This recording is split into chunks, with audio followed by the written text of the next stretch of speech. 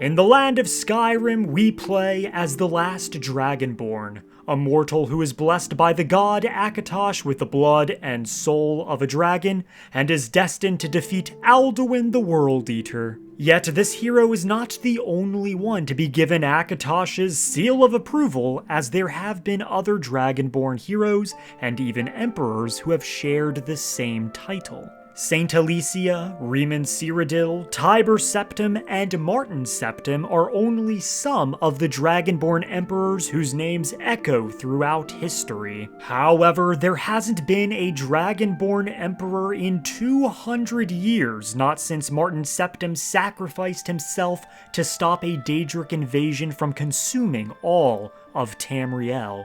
But now, there is another, known as the Last Dragonborn, slumming it in Skyrim, so the question must be asked, can the Last Dragonborn become the Emperor of Cyrodiil? And more importantly, should this hero become Emperor? Hello my fellow hirelings of House Telvanni! I'm Neloth, and I will be answering this very question in this very video. Before I begin, I want to mention that I'm going to be talking about the player character, the Last Dragonborn, from a vague lore perspective, and not from some overpowered gameplay and vague personal headcanon perspective. You have to keep in mind that everyone's interpretation of the Last Dragonborn is different, and while in gameplay you may be invincible using the potion and enchanting exploit, in lore you are still just one person, and in the Elder Scrolls, even gods and demigods can bleed and die. Besides, while you're a hero, not everyone's going to fawn over you and worship you like some mind-controlled husks. So first, I think we need to clarify what makes a Dragonborn Emperor in the first place, because like everything in the Elder Scrolls, it's more complicated than you'd think. The Dragonborn Emperors began with Saint Alicia, the first Empress and founder of the First Cyrodiilic Empire. Alicia, like many of her people, were enslaved by the Ayleids, and after receiving visions from Akatosh, she led a slave revolt and toppled the Ayleid Empire along with Pelennor Whitestrake and her lover Morahos, who was a demigod and also a bull, if you could believe that shit. Though he is often depicted as either a man or a minotaur, but this is probably the Empire trying to sanitize the story of Alicia, because even in the Elder Scrolls, bestiality is fucking gross. After defeating the Ayleids and capturing the White Gold Tower, Alicia made a covenant with Akatosh, where the dragon god imbued Alicia's line with blood from his own heart, turning Alicia and her heirs into the first Dragonborn Emperors. Though it should be stated that there were others with the dragon blood and had the title of Dragonborn before Alicia, like Miraak, for example. Akatosh then bestowed Alicia with the Amulet of Kings and said to her, "So long as you and your descendants shall wear the Amulet of Kings, then shall this dragon fire burn, an eternal flame, as a sign to all men and gods of our faithfulness. So long as the dragon fires shall burn to you and to all generations, I swear that my heart's blood shall hold fast the gates of oblivion." Meaning that there needed to be a Dragonborn Emperor to make sure that Tamriel is not completely invaded by the Daedra like Mehrunes Dagon. Each time a new Emperor was crowned, they had to go to the Temple of One and use the Amulet of Kings to light the dragon fires anew, safeguarding Tamriel for yet another generation. Well, mostly. Now, wearing the Amulet of Kings and being the Dragonborn Emperor is not a simple matter of heredity and just being the son or daughter of the previous Emperor, as not all Dragonborn Emperors had a direct lineage. For example, Tiber Septim's direct line ended with his grandson Pelagius I, who was assassinated by the Dark Brotherhood. And the next ruler was Kintyra, who was the daughter of Agnorith, the brother of Tiber Septim, meaning that the majority of the Septim dynasty we all know and love stems from Agnorith and not the Dragonborn Tiber Septim. And there is also the Empress Kataraya, who was a dark elf and not related to the Septims in any way, yet she became Empress and more than likely wore the Amulet of Kings, since she wasn't seen as a usurper. This shows that being a Dragonborn Emperor is a matter of being chosen by Akatosh and not being related to the previous Emperor, which means that Akatosh chose the insane Emperor Pelagius III, so, you know, thanks for that, big dog. Which would give a further claim for the last Dragonborn to become Emperor. But now I think we should ask the question, does the Empire need or even want a new Dragonborn Emperor in the first place? Because while Tamriel used to be ruled by the Dragonborn Emperors like the Septim dynasty, they don't exist anymore. And during the events of Skyrim, the current Mead dynasty are not Dragonborn in any way. During the events of Oblivion in the game of, well, Oblivion, Emperor Uriel Septim and his sons were assassinated by a cult known as the Mythic Dawn, who served Mehrunes Dagon. And the dragon fires went cold, meaning that Oblivion could easily invade Tamriel, signaling what many believed were the end of times. But all was not lost, as Uriel had a bastard son named Martin who was rescued by the player and was able to not only be crowned emperor, but immediately afterwards, when Dagon was about to achieve ultimate victory, Martin shattered the Amulet of Kings and used it to transform into the avatar of the god Akatosh, kick Dagon's fiery ass, banish him from Tamriel, and then permanently seal the barriers between Oblivion and Tamriel, ensuring the Daedra could never again launch a massive invasion. This heroic sacrifice by Martin ensured that the need for a Dragonborn Emperor to relight the Dragonfires was no longer necessary, meaning that you, the last Dragonborn, are not needed as the Emperor, as the age of the Dragonborn has nearly passed. There is a reason why the last Dragonborn is referred to as the last. To quote Vekel the Man out of context, "You are part of a dying breed." Now, we know that Tamriel no longer needs a Dragonborn Emperor to preserve the realm, but do the people of the Empire want a Dragonborn Emperor? Well, because of the incredibly complex political turmoil between the Empire and the Thalmor, I would argue no, not really. The Empire is in an incredibly delicate and weakened state after both the Oblivion Crisis and the Great War. After the Oblivion Crisis, all of Tamriel was basically in ruin, and the Empire was incredibly stretched thin and could only do so much, meaning they weren't able to help the provinces as effectively. This is why provinces like Morrowind and Black Marsh left, and the Empire couldn't do much about it. And the Great War also really hurt the Empire financially and militarily, forcing them to try and rebuild and prepare, as the fight between the Empire and the Thalmor is far from over.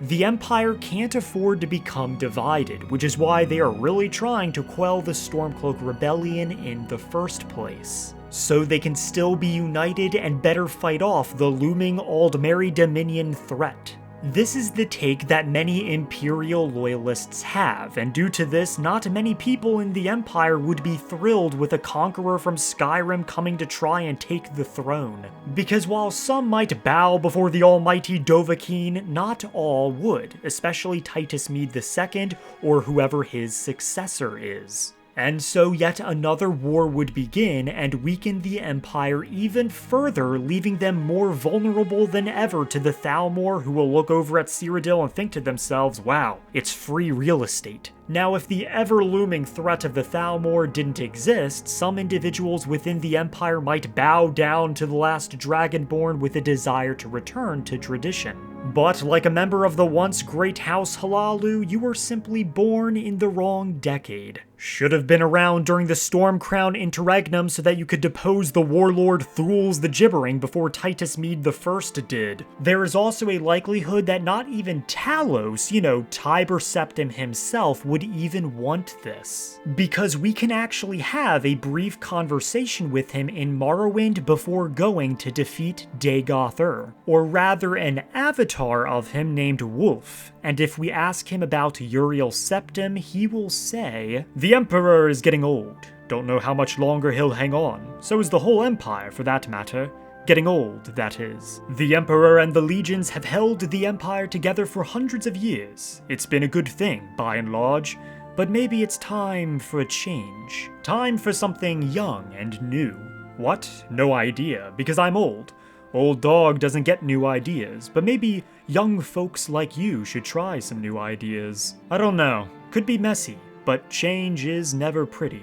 Now, there are about a billion different ways you can interpret his beliefs, and this isn't the video to go about speculating, but I don't believe that going back to the old Dragonborn Emperor tradition that Tiber Septim himself was a part of counts as something young and new. Perhaps the Mede dynasty is the new change with no more Dragonborn Emperors. Perhaps he was thinking more about something alien to Tamriel, like democracy. But I doubt the change he was referring to was you.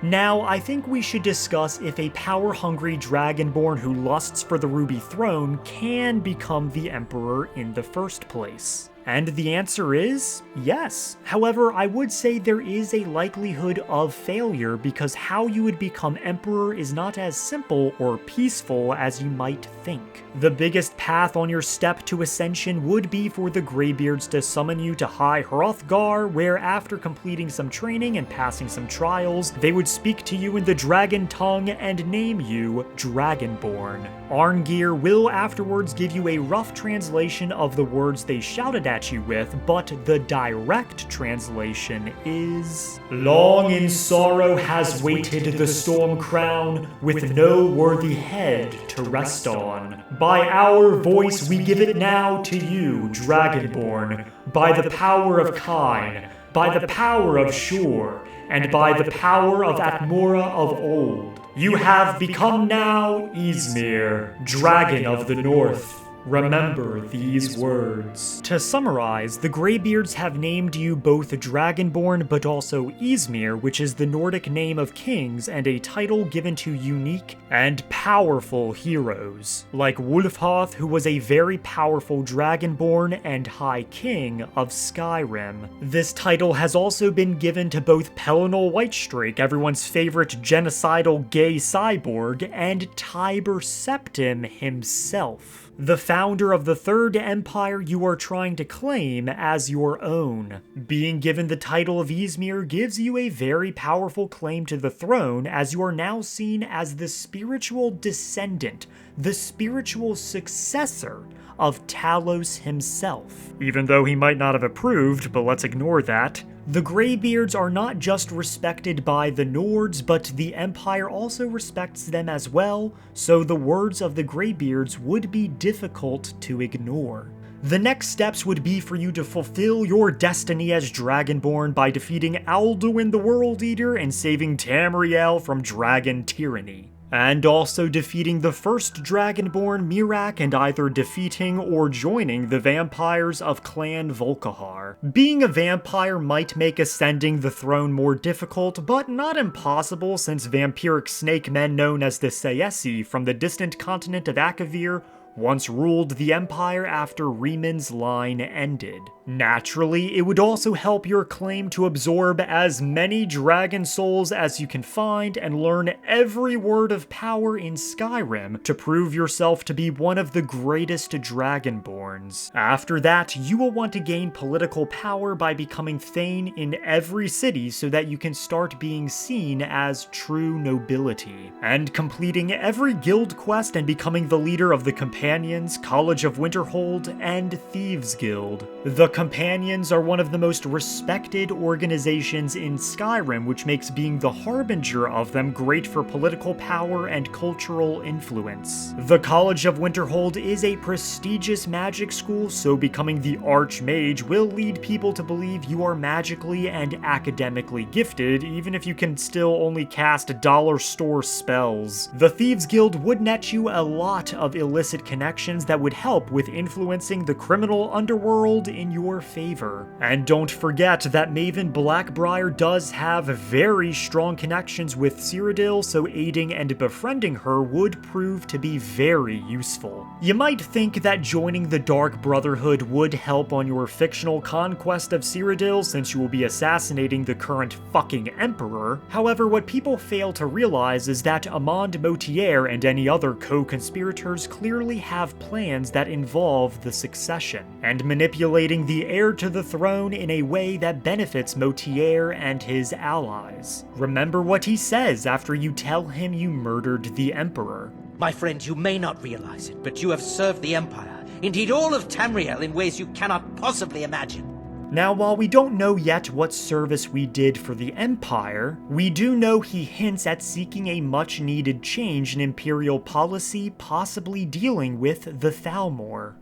In the year 3E41, Emperor Pelagius Septim was murdered in the Temple of the One in the Imperial City, cut down by a Dark Brotherhood assassin.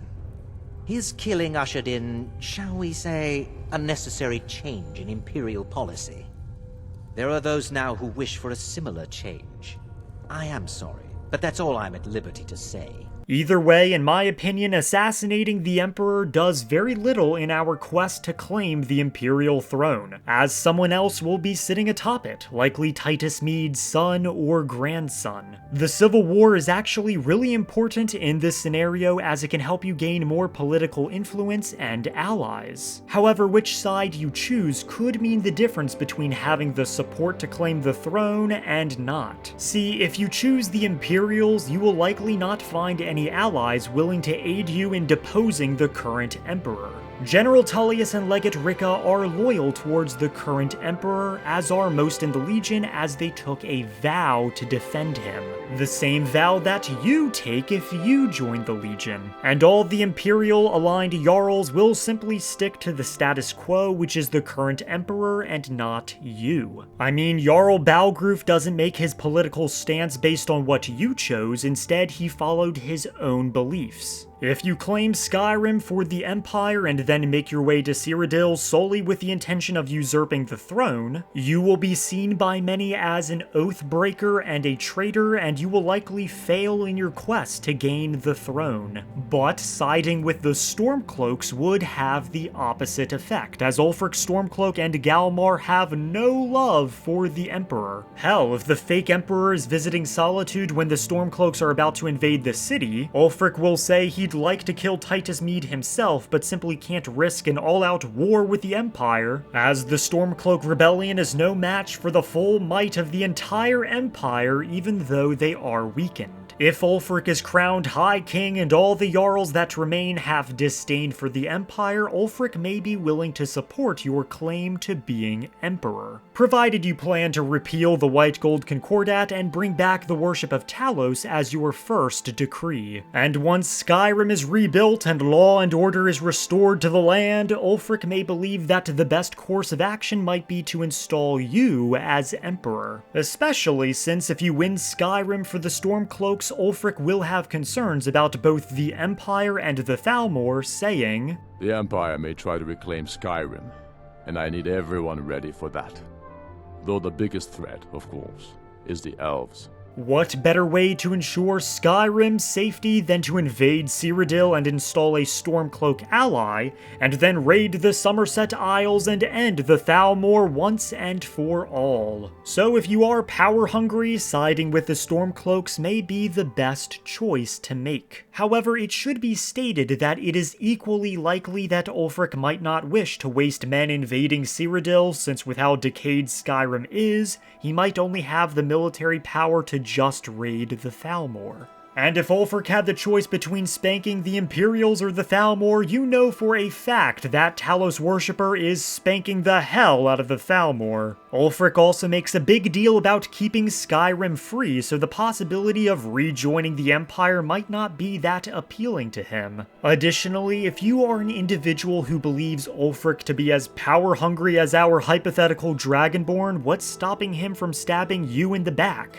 and becoming Emperor himself? After all, Tiber Septim, who may or may not have been a Nord, served a King Cuchulainn who desired to become Emperor. And some stories say that Tiber murdered Cuchulainn so that he could become the Emperor instead. Now, if you are able to dominate all the major factions of Skyrim, become nobility within every city, and aid Ulfric in taking Skyrim and becoming High King, all while being the Dragonborn and spiritual descendant of Talos himself, you do have a decent chance of claiming the throne, as long as you wait a bit for Skyrim to regain its strength. But because you invaded Cyrodiil, the empire you inherit will be weak, and so hopefully you will make good choices and rulings in rebuilding the empire, and also keeping the Thalmor at bay. Now, we have answered the question, can the last Dragonborn become Emperor? But now we should finally ask the question that this video is titled: should the last Dragonborn become Emperor in the first place? And I would have to say that my answer is no, for an assortment of reasons. Now, sure, the idea of becoming Emperor of Cyrodiil is a sick fucking idea, and believe me, I'd love nothing more than to become the Paul Atreides of the Elder Scrolls.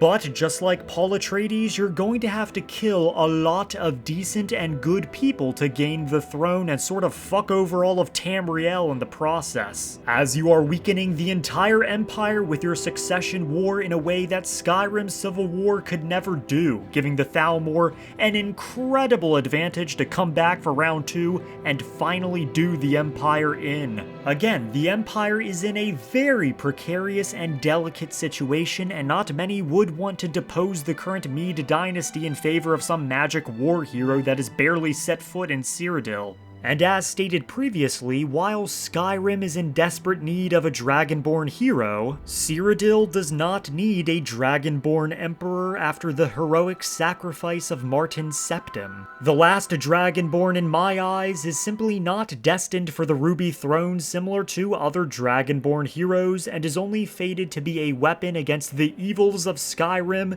to kill and protect, not command and rule. Besides, I am of the belief that the Dragonborn DLC alludes to the fate of the last Dragonborn, that you will eventually be seduced by the power and black books of Hermaeus Mora and turned into his servant just like Miraak was, imprisoned within Apocrypha. I mean, Hermaeus Mora is a literal god and more powerful than you, and he does say that he will eventually break you in time. And all those black books you read definitely didn't help in fortifying your will and resolve. Should have done what the sexy Master Neloth of House Telvanni did and just made copies of the black books instead of lugging them all around. And I know many people don't like the idea and try to cope by saying that their personal headcanon is that they just settled down with their spouse and adopted kids and lived a happy life. But you must remember that a similar fate fell upon the champion of Cyrodiil, the player character, in Oblivion, as they lost their humanity and individuality and over time became the new Sheogorath, trapped within the mind of a mad god.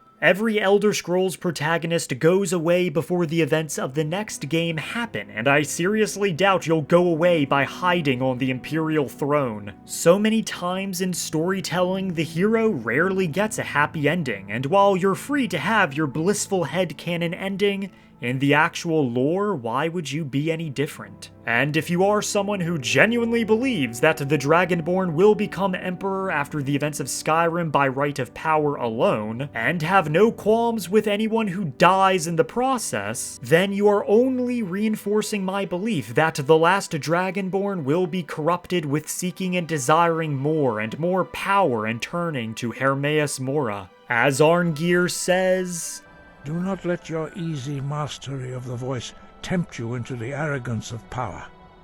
That has been the downfall of many Dragonborn before you." And that is all I wrote. A video where I explained the nature of the Dragonborn Emperors and answer the question, should the Dragonborn be the Emperor? I already know that many people will disagree with me in the comments down below, but I'm hoping that I could have changed some of your minds. Especially about how the age of the Dragonborns in general are over, with no hope of creating your own dynasty since you are the last. But you know what's not over? The age of my members of House Telvanni. And they are... Mirak, Sovdark, Will Ernst, The Proud Prince, JJ Ensid, Milani Stilla, Grud, Ranger McKay, Luxie, Carson Friday, Abdullah the Goat, David Correa, Keyril Gaming, Dalton Rupert, I Love House Halalu, Felx Rianis, Cosmo, Jarinish Evento, Grabowski, Serene Molly, Smooth Weaver Walkthroughs, Bane Hellborn, Shinigami James, Gret, The Ember Raven, Cat Lassie, Peter Illing, Joel Rhaenyra Targaryen, Awea Ann, Winter Raven 37, Vivid Void, A. Maury, Rugos, Stoop Kid, Matthew Giberto, Paul Dennis, Argentis, Ilya J, Ulolo, Ghost Ninja, Drink Tea With Me, Metal Health, and Tonic. So with all that being said, make sure to like the like button, like the subscribe button, and like the bell notification down below to be updated on future videos.